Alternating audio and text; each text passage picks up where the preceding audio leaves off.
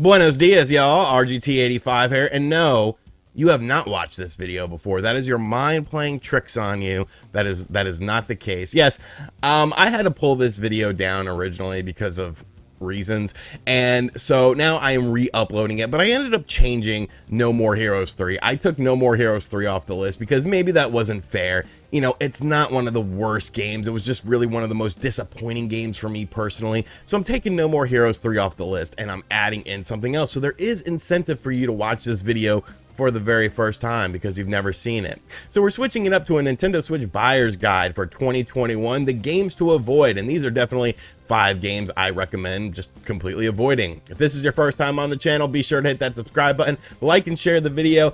But without any further ado, let's enjoy this video for the very first time. So we're going to start things off with a culprit that was very interesting because this game should have been a surefire hit. It seemed like one of the easiest things in the world to do, and it was the first time that these 3 games were available on the Nintendo Switch, so everyone was really excited about it. But when you played it, you realized something was off. It was still fun, the core gameplay was still good, but there was something off about these versions of the game. And I, of course, am talking about GTA Trilogy, the definitive edition for the Nintendo Switch. Now, in my first video, people were like, you weren't hard enough on these games. And I don't know, maybe I wasn't, but I was still having fun. I like open sandbox games. I have a lot of nostalgia for the first 3 GTA games from the 3D era of GTA games. They were super fun to play on the PlayStation 2. They were games that brought together groups of people and you could have a really good time playing these games, but there was something off, and it wasn't necessarily just the Nintendo Switch version of the games. It was the other versions of the game too. The games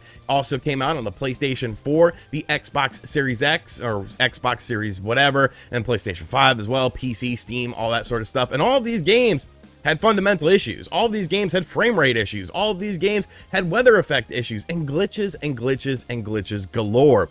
It was something that, like I said, it should have been a surefire hit. It's not hard to do PS2 games for the modern era, but obviously they wanted to change some things up. They redid the control scheme a little bit, which I thought was a nice addition. And of course, the main thing that they changed up were the graphics, but it seems like in changing the graphics, they changed a lot of things and caused a lot of bugs to happen. Things like incorrect text on walls, signs that don't really work, graphical glitches that didn't exist in the original version of the game, and I think Rockstar's handling of it is what makes this game such a disappointment and makes it one of the worst games, because this isn't a small company. This isn't a company that doesn't know what they're doing. This is Rockstar. Like, Rockstar knows how to make a video game because we've been playing them for the past 20 plus years. GTA Trilogy, the definitive edition, it's still a fun game. The patches that have come out have improved upon it, but it's just a shame and a disappointment how bad it turned out in the first place and how they just messed up a surefire thing.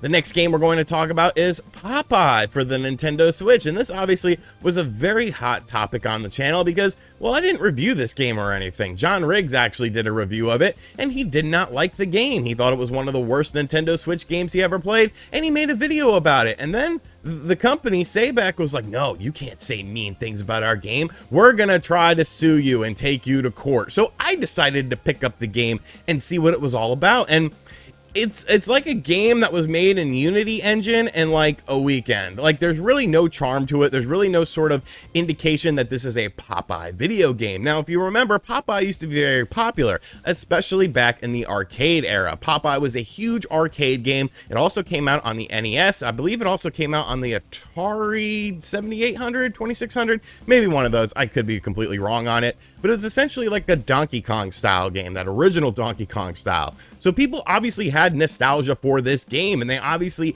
had very good impressions of the Popeye franchise. You know, it used to be big. There was cartoons. The Popeye cartoon was really fun. And then you play this game and it's like, this isn't even really a video game. Like, what is happening in this game? What is going on? Why am I collecting hearts and letters and there's no interactivity, and that's all I'm doing while I'm playing this game? Just a bizarre game. Obviously a cash in on the Popeye license, which I can't imagine is really that fruitful right now because the only people that really remember Popeye are old people. So old people, if you see Popeye on the Nintendo Switch, steer clear. Steer clear. I believe it's also available on PlayStation systems. But yeah, definitely just a wretched game. And the fact that the company got so angry that people said it was a bad game just made the situation a whole hell of a lot worse. So like I said, No More Heroes 3 is off the list, and in its place is a game that, you know, I probably should have thought about it in the first place, and that is FIFA 2022 for the Nintendo Switch. Now, you could sit there and say, well, all sports games are the same. They just change the roster up. And no, that's not true. If you actually play the sports games and you know the sports, you would know that things change. But literally, this game is the same FIFA game that we've been getting for years with a simple roster update. There are no new modes, there are no new additions, there are no new changes to the actual gameplay of it. They literally just changed the colors of the menu, they changed the FIFA text to represent 2022, and then they released this game for $40 every single year on the Nintendo Switch. And the crazy thing is, there's so many soccer or football fans out there that they buy it every single year on the Switch. So EA continues to do this, and they continue to just reciprocate this garbage onto the Switch because it makes them money. There's absolutely no cost in making this game because they're using the exact same game.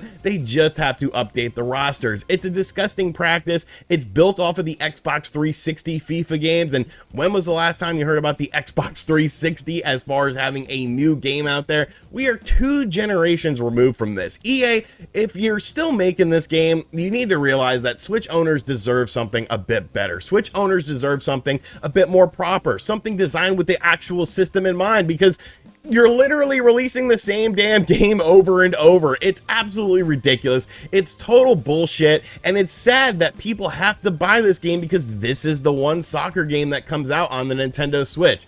FIFA 2022, if you could buy it for like 10, 15 bucks, do it. If not, then just get the previous year's games because it's the exact same thing.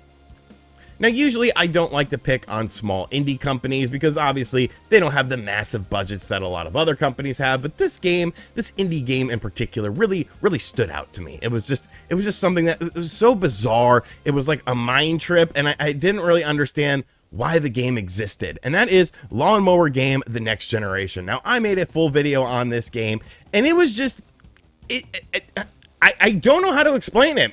Like, you're in a lawnmower, and you're cutting grass. There you go. And you're cutting grass. And then you cut grass. The physics aren't very good. The graphics aren't very good. The sound isn't very good. There's nothing really good about this game. And it's kind of one of those games where it's like, why does this exist? It's not really a simulator game, because I understand that there's people that like the simulator, like Farming Simulator and stuff like that. Not really a game for me, but I understand why it exists, because there are people who like these simulation style games. But this game, Lawnmower Game, The Next Generation, the assets used in the game are clearly just Unity-based assets that they picked and choose. Bizarre. It's the most bizarre game I've ever played on the Nintendo Switch. It's probably one of those games that it's so bad, it's good, because it'll make you laugh. But yeah, Lawnmower Game, the Next Generation. I'm cool with the current generation. I don't need the next generation of Lawnmower Game, but thank you. Thank you for putting this awesome game out on the Nintendo Switch. And finally, you know what this game is. You already know what this game is. That stupid top hat wearing son of a bitch who ruined my life, and he ruined my 2021. This is why I'm a broken and bitter man. There are obviously other reasons why, like Sting being at the Game Awards. Dream about a better, started on a brand new day. Police Sting is good. Modern Sting sucks. Okay, Modern Sting sucks. He's music for your mother. And maybe you like the same music as your mother, but I don't. My mom is not listening to 3-6 Mafia or the Acacia Strain, but I digress. Balan Wonderworld. The game's so bad that I refuse to play the full version of the game. I refused. I own it. I own a physical copy of the game, but I refuse to play it. So much, in fact, that a bet had to be made on the Spawncast in order to get me to play the full version of the game. If Metroid Dread sells over 3 million in its first year on the market, I have to play it. If it doesn't, John has to buy me a copy of Metroid Prime 4. But this game, I played the demo, and the problem is, when you look at the trailers for this game, it really looks like Knights. And I'm a huge Knights fan, whether it's Knights on the Sega Saturn or Knights on the Nintendo Wii. Yes, I actually like that game. I like the Knights character. I think the Knights character is really cool. I like the whole setting of Knights, this sort of childlike fantasy world that happens in your dreams. I think it's very creative. I think it's very fun. And when you see this game and you see the trailer, it's like, That son of a bitch looks like Knights. He looks kind of like Knights. He's kind of an androgynous character, you know, flying around and shit. And then you play the game and it's like, this isn't Knights. It's a terrible platformer. It's a terrible platformer where you have to pick up items and like costumes in order to do basic things in the game, like an attack or a jump. Yuji Naka, I love Yuji Naka, but Yuji Naka just like walked up to me and kicked me in the balls with this game. This game made me so infuriated. This game made me so angry because you have a good character. You have the basis of a Knights game. There's two characters. There's a male and a female character, just like in Knights. I don't get it. I don't get it. How did we mess this up so bad? It's a simple formula. You have different costumes that do different abilities. That's kind of cool, but you shouldn't have to do it with basic ass abilities in the game, like extend upwards and stuff. And it's not even really that creative because when you get the ability, you know you're going to use that ability right then and there. There's no replay value. Little Top Hat son of a bitch. He only comes in these little quick time event scenes that once you've seen it once, you've seen them all. It's, I hate this game. I hate this calendar that John bought me for the game. I hate everything about this character because it's simple. You should have made a good game. You could have made a good game, but it's like you went out of your way to not make a good game. Square Enix, the blood is on your hands with this. Yuji Naka, I love you, but this game sucks ass. And alrighty, so we're actually changing the outro of this video too, just to be safe. But yeah.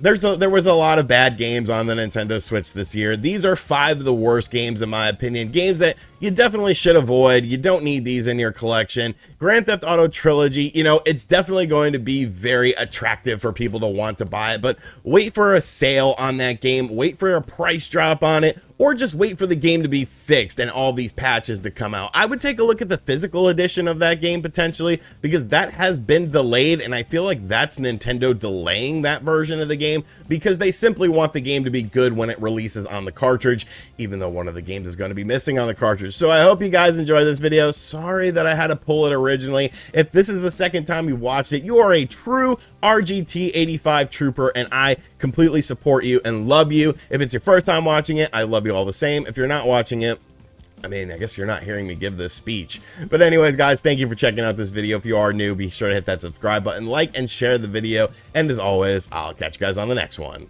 Later.